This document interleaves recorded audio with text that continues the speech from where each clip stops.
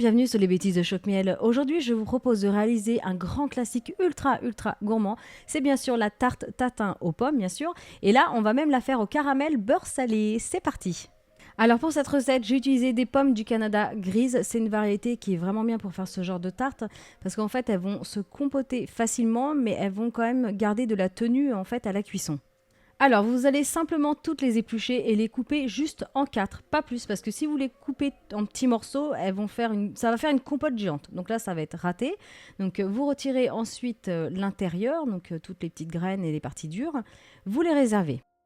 Ensuite, dans votre plat spécial à tarte tatin, vous allez faire chauffer le beurre avec le sucre. Vous mélangez bien et vous le faites monter en température. Vous le faites chauffer sur feu vif.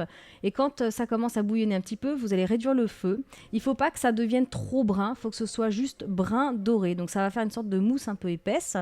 Ensuite, vous éteignez le feu et là, vous allez placer vos pommes comme une couronne, en fait, tout autour du plat, voilà, jusqu'à revenir au centre. Et il faut que les pommes soient très serrées, il faut qu'il y ait très peu d'espace. Ensuite, vous allez placer votre plat au four à mi-hauteur à 180 degrés pendant 50 minutes. Si vous le souhaitez, à mi-cuisson, comme je suis en train de vous montrer à l'instant à la vidéo, vous pouvez retourner une par une les pommes pour que le caramel, en fait, imbibe chaque côté. C'est pas obligatoire. Voilà, donc au bout de 50 minutes, vos pommes ont une jolie tenue à la cuisson. Donc maintenant, on va s'occuper de la pâte brisée. Je vous laisserai un lien sur YouTube pour la faire vous-même.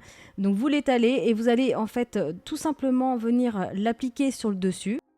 Alors attention de ne pas vous brûler parce que évidemment les pommes et le caramel, tout est vraiment très chaud, c'est très chaud, faites attention.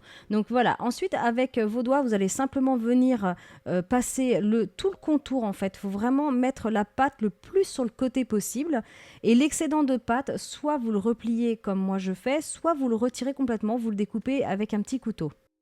Ensuite, n'oubliez pas de faire des petits trous, donc soit avec un couteau ou soit avec une fourchette, parce que si vous oubliez, la pâte, elle va monter au four et là, ça va être raté.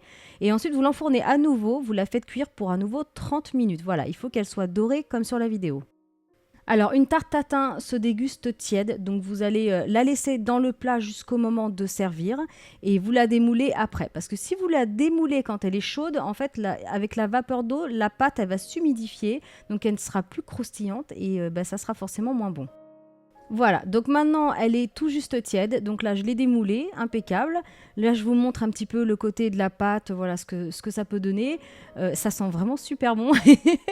Donc voilà, il ne reste plus qu'à faire donc 2 jolies parts. Alors l'idéal pour servir cette tarte tatin, normalement on utilise de la crème fraîche. Alors c'est la crème fraîche d'Isigny, c'est en fait une crème fraîche qui est assez compacte et ultra gourmande avec un goût très spécial. Donc voilà, soit vous la servez avec ça, soit vous utilisez une autre crème fraîche ou alors une boule de glace vanille et certains utilisent même de la crème anglaise. Voilà, en tout cas j'espère vraiment que cette recette vous aura plu et si vous la réalisez, n'hésitez pas à m'envoyer une photo sur Facebook. N'hésitez pas à laisser un commentaire, dites-moi ce que vous en pensez et voilà, vous pouvez aussi mettre un petit pouce vert et bien sûr aussi vous abonner à ma chaîne. Je vous dis à bientôt.